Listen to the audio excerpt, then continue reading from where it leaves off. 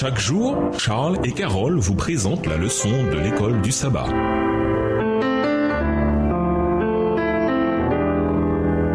Bienvenue dans votre émission. Dieu nous parle. Nous voilà à la leçon de mercredi, du désespoir à l'espoir. Nous avons probablement tous vécu des moments où Dieu semblait bien loin de nous. Qui ne s'est jamais dit comment cela a-t-il pu arriver? Les psalmistes, qui étaient des humains comme nous, ont certainement dû vivre le même genre de choses. Certes, ce sont parfois nos propres péchés qui nous précipitent dans l'épreuve. Mais d'autres fois, ces épreuves semblent injustes et nous avons l'impression que nous n'avons pas mérité ce qui nous arrive. À nouveau, qui n'a jamais ressenti cela? Lisons le psaume 13.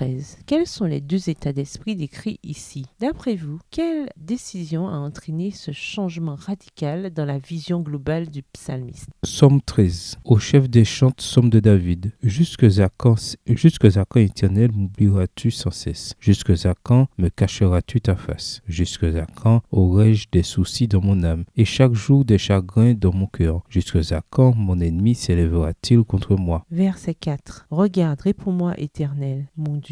Donne à mes yeux la clarté, afin que je ne m'endorme pas du sommeil de la mort, afin que mon ennemi ne dise pas « je l'ai vaincu », et que mes adversaires ne se réjouissent pas si je chancelle. Moi, j'ai confiance en ta bonté, j'ai de l'allégresse dans le cœur à cause de ton salut. Je chante à l'Éternel, car il m'a fait du bien. Jusqu'à quand, Seigneur, m'oublieras-tu sans cesse? Jusqu'à quand te détourneras-tu de moi? Psaume 13, verset 2. À nouveau, qui n'a jamais eu ces sentiments aussi inexacts soient-ils? Après tout, Dieu oublie-t-il qui que ce soit? Le psaume 13 ainsi indique la manière d'éviter une autre erreur courante, celle qui consiste à se focaliser sur nous-mêmes et nos problèmes quand nous prions. Ce psaume peut transformer notre prière en nous amenant à réaffirmer la nature fidèle et immuable des relations entre Dieu et son peuple. Bien entendu, le psaume commence par une complainte, mais il ne reste pas là, et c'est bien là le point crucial. Le psaume nous amène à choisir la puissance rédemptrice de Dieu. Psaume 13, verset 6, de sorte que notre peur et notre anxiété, psaume 13 et versets 2 à 5, laissent peu à peu la place au salut de Dieu. Nous pouvons ainsi commencer à expérimenter un changement et passer de la complainte à la louange, du désespoir à l'espoir. Psaume 13 et versets 6 et 7.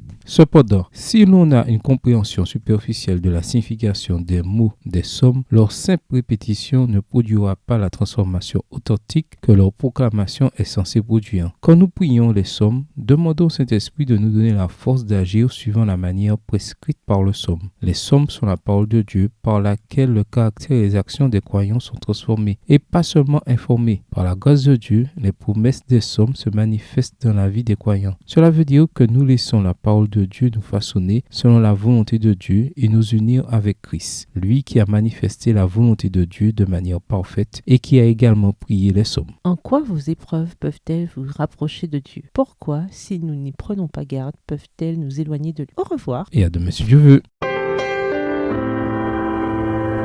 Dieu nous parle.